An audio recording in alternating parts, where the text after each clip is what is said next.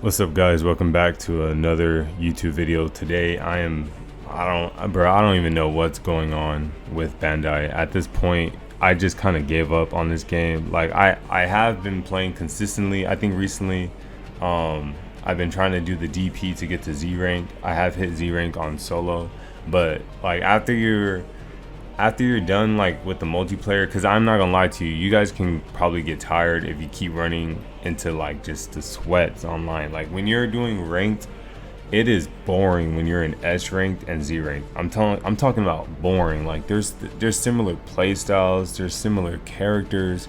If anything, I have more fun in A rank and B rank and C rank because people are more confident in using other characters. But like once you get into the high rank, it is boring, but it is fun. You know, some people do throw hands. So I didn't want this video to be long because I also did want to contribute to the concern of the community on how this company has just been badly managing the advertisement side of this game. For one, I personally thought this game was going to be like Akira Toriyama's final farewell to us. You know, they finally delivered that Tenkaichi sequel that we've been waiting for. But it's just so weird that like a company this big, and I get that they have other projects, but it is just as easy to just have a side promo. Like it's not hard to promote your game. It's not hard to even drop little teasers or, you know, like sound bites or just anything, a screenshot. Just stay in communication with your community. Like why do you think they say for people trying to build up a community or their channel, if they just take long breaks and they don't do nothing, it starts to fall off because it doesn't maintain consistency. You know, like it's just weird for them to just ghost us, extend the due date on when this last DLC should be dropping. That's why everybody on this community is hoping that they are going to deliver with this final pack because of how long they've been ghosting us. For one, you have Shallot.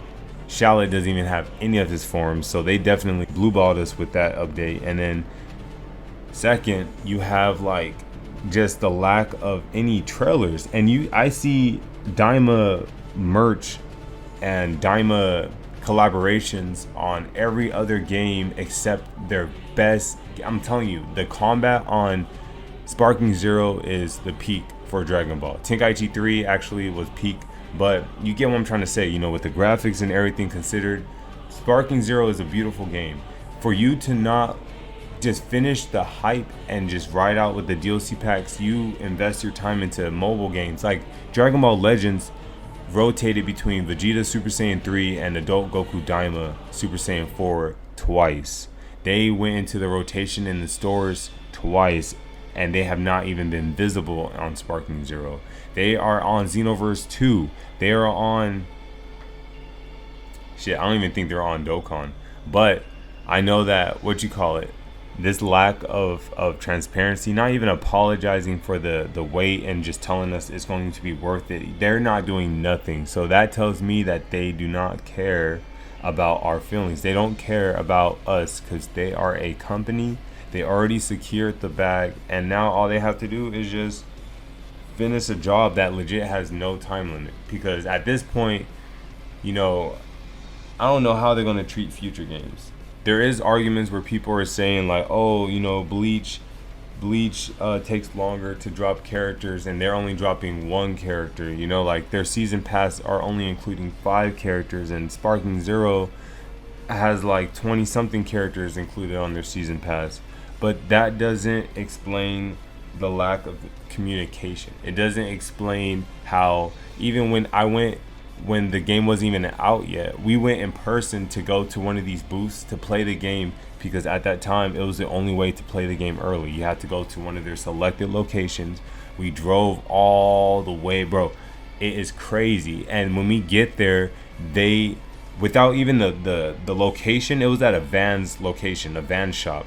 The Vans owner didn't even know that they were canceled on by the company. So everybody was showing up to the store, including us, and they were telling us that they're not doing it here no more because they canceled the event. They didn't post any notification on their Twitter in advance to stop people from buying like plane tickets, from spending gas money to get to their locations. But no, they just ghosted everyone. And the same type of energy is being felt with how they're treating the DLC packs. And like, the game is fun. I respect for all the patches that they did, but you're calling this a sequel, and it's like there's less of what the PS2 version has. That's just, I mean, there's more characters, yeah, but you sacrifice everything else that made Tenkaichi. Like, you took out all the traditional maps. You're trying to probably sell us nostalgia, sell us, put a price tag on our memories, but at the end of the day, when this DLC pack is out, people are going to buy it. And if there's no support or a season 2 pass, the game is just going to become what Tenkaichi 3 is. Like, that game was awesome, but you didn't hear people playing it. You didn't hear people talking about it. The people that did love it, they loved it. It was an offline game. There was an online community where, people using the Penguin emulator or whatever to play online and have comp. But it might just turn into that again. Like, once the game stops getting supported, it's just an offline community type of thing where we just got to make it what we make it again. The company at this point no longer cares about the community. They no longer care about connecting with their viewers. But September has to be the month. If it gets delayed longer than September, then they definitely are trying to add more than what they told us. I for sure feel like the 20 character DLC thing is still a lie, just like how they mentioned the roster for the base game. They could surprise us with like the biggest character releases for this DLC pack 3, and that's why it's taking so long. But just like always, and you guys will hear it from every other Sparking Zero video, all we can do is wait. September has to be the deadline. Like, I'm talking about week 1 of September. If we don't get a trailer, then, like, I don't know, bro. This game is just trash. Like, the DLC, I'm sorry, not the game, but the DLC handling is just trash. Like, whoever is their promotional marketing agent, they need to get fired, because it is like there's nothing. There's no connection. There's no. I bet you we go on Bandai's Twitter right now. I'm gonna look it up right now. Let's type Sparking Zero. No, let's just type Bandai Namco. Nothing. They just promoted indie games and PAX West. Maybe PAX West we can get something. But it's a sad state. Like, it really is. It's so sad. And like, the game was hyped up. I was part of that momentum to help hype up the game, because I really did think that they would just not treat us like this. I did not expect this. Every other Dragon Ball YouTuber did not expect this type of treatment on this game. You look at Xenoverse. The Xenoverse been pumping out DLCs since people were not even in high school yet. And then it's like, you got this, and we get DLC being delayed, and we get no tweets or no updates on any other social media pages. It's just, we just got to go off of a Steam DLC window date and just hope that they promise on that, So if season 2 is confirmed, don't expect characters like that dropping probably until the middle of next year.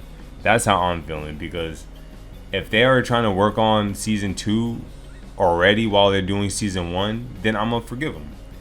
But I hope they know that they do need to have some form of communication with their fans. Otherwise, it's just, people are going to stop getting mad and they're just going to drop it off. Because if they keep thinking about this game, they're going to just continuously get mad and not like it.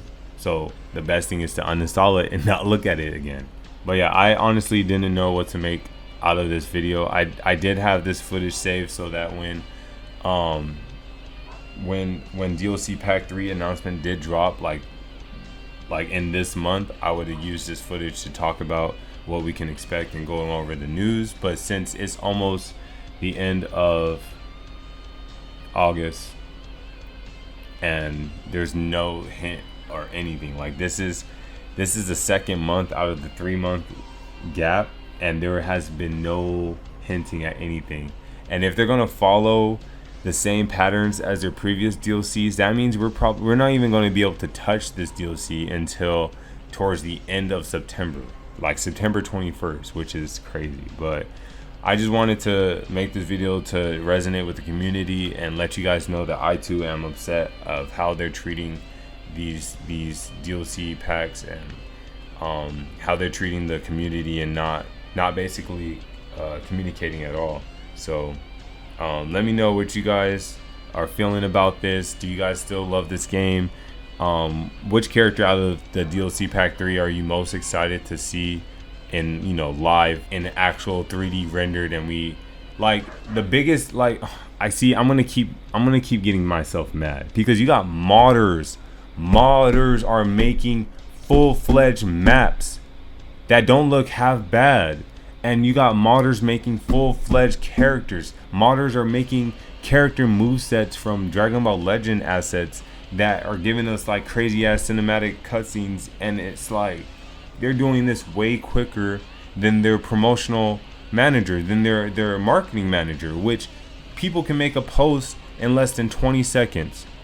And modders are creating the things that fans want before the end of their season pack 1. Like, you see how crazy and how, like, it's just sad. It's a sad business model for them, to be honest. And this DLC pack better deliver. If it doesn't, then you guys already know. But that's it. Like always, you guys be safe, keep up the grind, and I shall see you guys in the next one. Peace.